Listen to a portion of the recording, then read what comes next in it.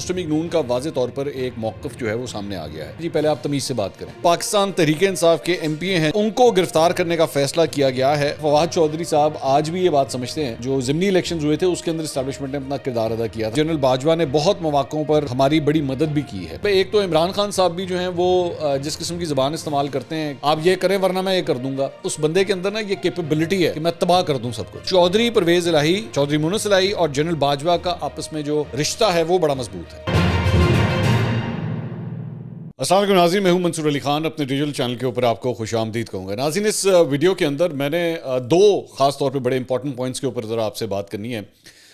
ایک تو عمران خان صاحب کی جو کل کی ایک پیشکش تھی جو انہوں نے رستہ کھولا ہے مذاکرات کے حوالے سے, اس کے بعد مسلم لیگ نون کا واضح طور پر ایک موقف جو ہے وہ سامنے آ گیا ہے. اس سلسلے میں ایک بڑی اہم میٹنگ ہوئی ہے مسلم لیگ نون کی, اور اس کے بعد کیا چیزیں, ایک تو پبلک ڈومین میں کیا چیزیں سامنے ہیں, لیکن پس پردہ کیا کچھ ہو رہا ہے, اس کی تفصیلات آپ کے ساتھ شیئر کرتے ہیں. اور اس کے ساتھ ساتھ مونس الہی صاحب نے جو انکشاف کیا تھا آج سے 2 دن پہلے مہر بخاری صاحبہ کی شو کے اندر کہ جنرل باجوہ نے انہیں ہدایت دی تھی کہ جی آپ پی ٹی آئی کی طرف چلے جائیں, اس کے اندر بھی کچھ مزید ڈیولپمنٹس ہو رہی ہیں. اور میں آپ کو ابھی سے بتا دیتا ہوں کہ اس سلسلے میں آج شام تک کچھ اور ڈیولپمنٹس ہونے جا رہی ہیں, اس کی تفصیلات بھی آپ کے ساتھ شیئر کرتے ہیں. لیکن کچھ دیگر خبریں ذرا جلدی سے آپ کے ساتھ پہلے شامل کر لیں. ایک تو پاکستان تحریک انصاف کے ایم پی اے ہیں جناب فضل الہی صاحب, ان کو گرفتار کرنے کا فیصلہ کیا گیا ہے, اور اس سلسلے میں باقاعدہ طور پر پولیس نے جو ہے وہ رابطہ بھی کر لیا ہے ڈپٹی اسپیکر کے ساتھ. ان کو مراسلہ بھیجا گیا ہے اور ان کے حوالے سے کہا گیا ہے کہ جی ان کو ہم گرفتار کرنا چاہتے ہیں.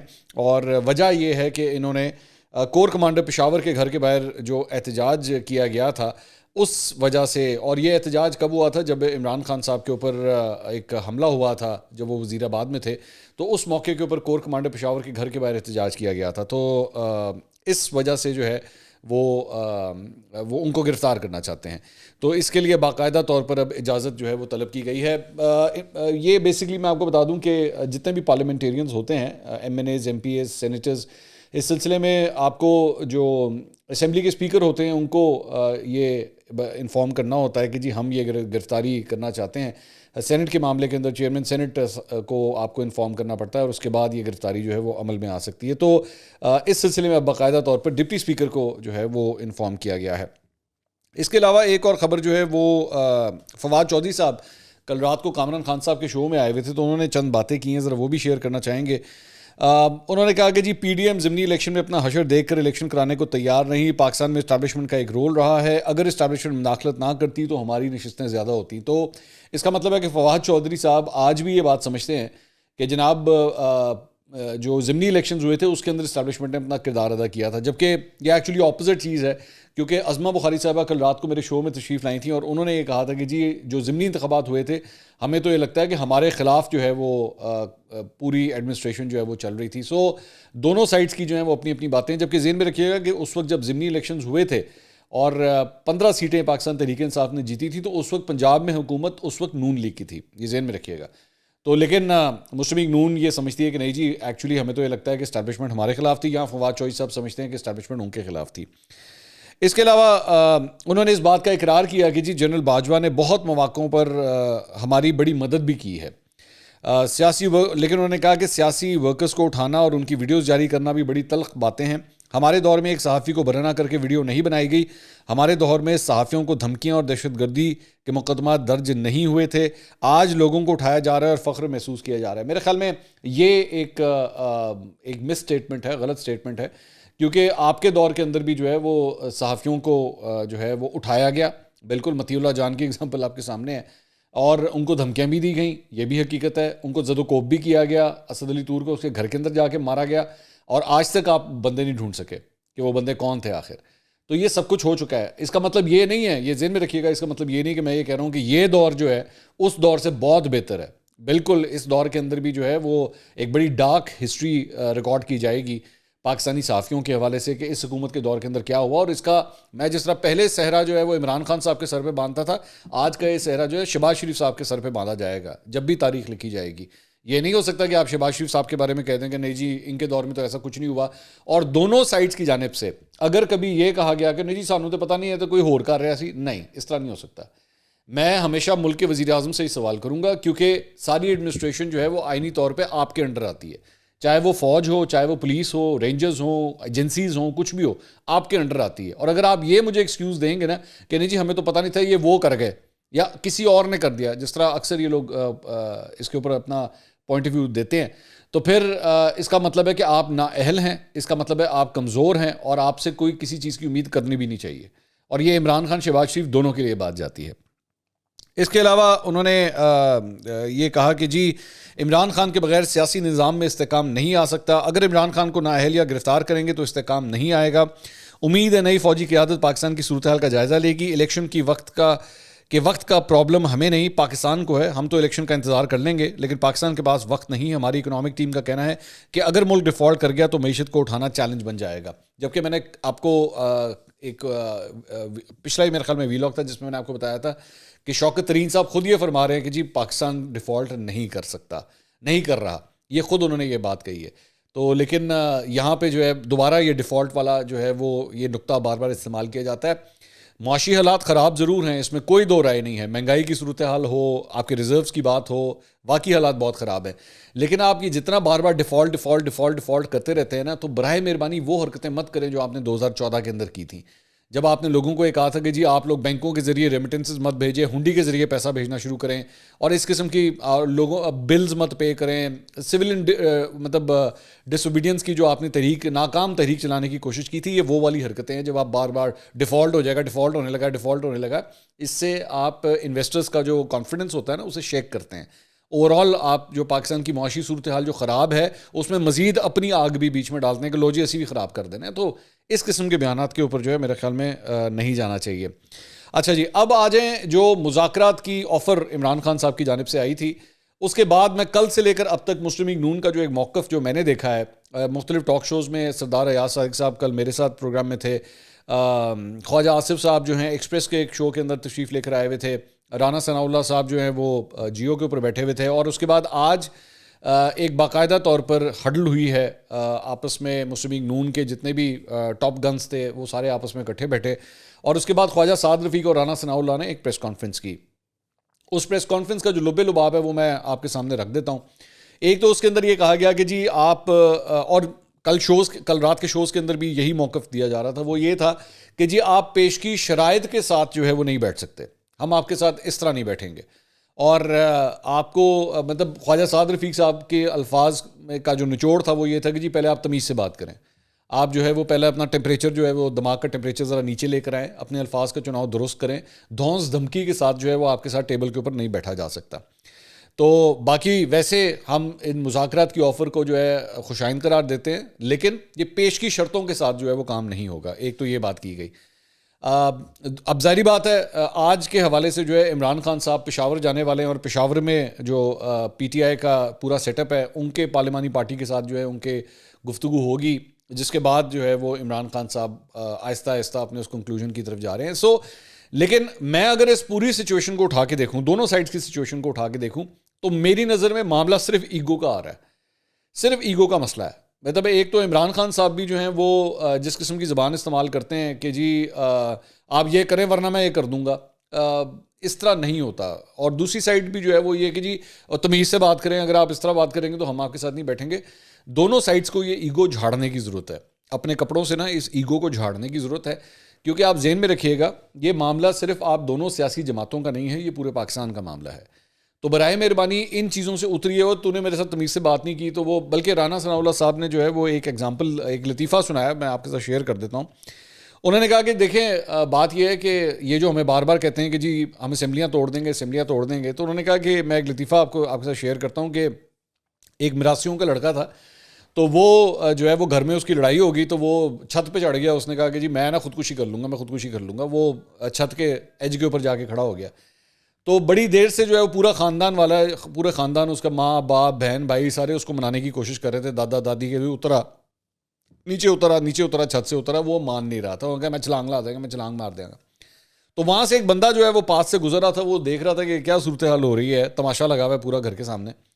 تو اس نے ان کو کہا کہ یار ایک منٹ ٹھہر جاؤ, اینو میں سنبھال لینا ہے. انہوں نے کہا اچھا چلیں آپ بات کر لیں. تو اس نے کہا یار تو مار دے چھلانگ.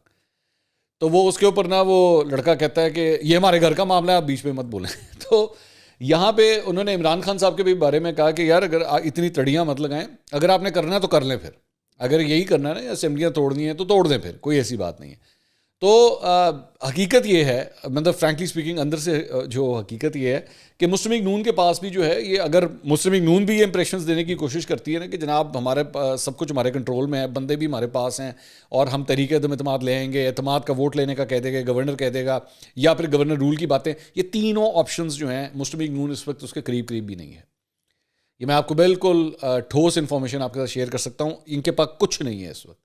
یہ دونوں سائڈیں ایک دوسرے کو بلف مار رہی ہیں. وہ پتہ نہیں آپ میں سے کبھی کسی نے پوکر کی گیم کھیلی ہو, یا یہ اس قسم کی ایک بلف گیم بھی ہوتی ہے, تو اس کے اندر جو ہے نا آپ جو کمال ہوتا ہے وہ یہ ہوتا ہے کہ اگلے کی بلف کو کال کرنا. دونوں بلف مار رہے ہیں. نون کے پاس ہے کچھ نہیں, یہ بلف مار رہے ہیں ہم طریقے اعتماد لے آئیں گے, اعتماد کا ووٹ حاصل کرنے کا کہہ سکتے ہیں, نہیں ہے ان کے پاس اسٹرینتھ نہیں ہے, ان کے پاس نمبر نہیں ہے. یہ پی ٹی آئی کے اندر جو ہے بندے فی الحال نہیں توڑ سکے ہیں. اور دوسری سائڈ بھی جو ہے ان کو اس بات کا پتہ ہے کہ ہمارے اپنے اندر سے ریزسٹنس ہے, ہمارے اپنے رینکس کے اندر سے کاف لیگ کی جانب سے ریزسٹنس ہے, اور وہ اس بات کو نہیں ایکسیپٹ کر رہے کہ جناب آپ اسمبلیاں تحلیل کر دیں, اس کا بہت نقصان ہوگا ہمیں. ایڈمنسٹریشن آپ کے ہاتھ سے جائے گی, پولیس کی پروٹیکشن آپ کے ہاتھ سے جائے گی, یہ جو ٹھاٹ باٹ آپ کے ہیلی کاپٹر کے لگے ہوئے ہیں یہ ہاتھ سے جائے گا, ترقیاتی جو اسکیمیں ہیں وہ رک جائیں گی. آپ کے جب آپ حکومت میں ہوتے ہیں نا, آپ کے پاس بہت سے ریسورسز ہوتے ہیں, مطلب منسٹریز آپ کے انڈر کام کر رہی ہوتی ہیں, پوری بیوروکریسی آپ کے انڈر کام کر رہی ہوتی ہے, آپ جو کروانا چاہتے ہیں آپ کر لیتے ہیں. لیکن ونس آپ اس دروازے سے باہر آ گئے نا, آپ اس سی ایم ہاؤس سے باہر آ گئے, آپ گورنمنٹ کے بینچز سے اٹھ گئے, اس کے بعد آپ کے ہاتھ سے گیا سب کچھ. تو اتنا آسان نہیں ہوتا. میں نے اس وقت بھی جب عمران خان صاحب نے تڑی لگائی تھی ہفتے والے دن پنڈی کے جلسے کے اندر, تو میں نے اس وقت بھی کہا تھا کہ یہ کہنا آسان ہے, یہ کرنا بہت مشکل ہے. میں یہ نہیں کہہ سکتا کہ نہیں کریں گے, عمران خان کر بھی سکتے ہیں, وہ اس حد تک جا سکتے ہیں, لیکن مطلب کیونکہ اس بندے کے اندر نا یہ کیپیبلٹی ہے کہ میں تباہ کر دوں سب کچھ, وہ ہے یہ کیپیبلٹی سب کچھ کرنے کی.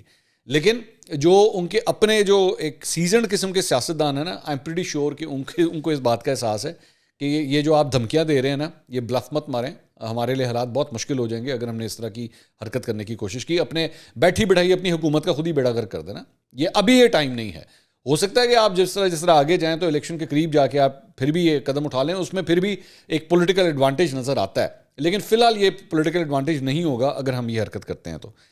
اچھا جی, اس کے علاوہ ایک اور خبر جو ہے وہ انصار عباسی صاحب نے ایک کالم لکھا ہے. اب میں انصار عباسی صاحب کے بارے میں پہلے بھی یہ بات کہہ چکا ہوں کہ انصار عباسی صاحب جو ہیں وہ جنرل باجوہ کی جو ایڈمنسٹریشن تھی اس کے کافی قریبی سمجھے جاتے ہیں, اور اس لیے کیونکہ انہوں نے بہت سی ایسی خبریں دی ہیں جو اوتھینٹک خبریں تھیں اور جنرل باجوہ سے ریلیٹڈ خبریں تھیں. تو انہوں نے مونس صلاحی نے جو انکشاف کیا ہے مہر بخاری کے شو کے اندر بیٹھ کے کہ جی ہمیں جنرل باجوہ نے کہا تھا کہ آپ اس سائڈ پہ چلے جائیں, میں 2 سٹوریز اس سلسلے میں آپ کے ساتھ شیئر کرنا چاہتا ہوں. ایک تو انصار عباسی صاحب نے یہ کہا ہے کہ جی کہ یہ جو انکشاف ہے جنرل باجوہ کے حوالے سے, یہ اس دعوے کی نفی کرتا ہے کہ فوج کا ادارہ فروری 2021 سے غیر سیاسی ہو چکا تھا. یہ آپس میں کانٹرڈکٹ کرتا ہے اور یہ فیکٹ ہے. انہوں نے کہا کہ اگرچہ مونس صلاحی یہ بیان جنرل باجوہ کو پی ٹی آئی والوں کی تنقید سے بچانے کے لیے دے رہے ہیں, یہ اس وجہ سے انہوں نے دیا ہے, لیکن مونس صلاحی نے جو کچھ کہا ہے اس سے تصدیق ہوتی ہے کہ اسٹیبلشمنٹ رواں سال اپریل تک غیر سیاسی نہیں تھی. انہوں نے کہا کہ مونس کا یہ اصرار تھا کہ جس وقت پی ٹی آئی والے جنرل باجوہ پر سخت تنقید کر رہے تھے اس وقت یہ جنرل باجوہ ہی تھے جنہوں نے اس دریا کا رخ موڑنے کی کوشش کی جو پی ٹی آئی والوں کو بہا کر لے جا رہا تھا. تاہم انہوں نے کہا, اب یہ امپورٹنٹ ہے, انہوں نے کہا تاہم جنرل باجوہ کے قریبی ذرائع کا کہنا ہے کہ مونس صلاحی نے سابق آرمی چیف کے حوالے سے جو کہا ہے وہ ان کے درمیان ہونے والی بات چیت کے سیاق و سباق سے ہٹ کر تشریح ہے.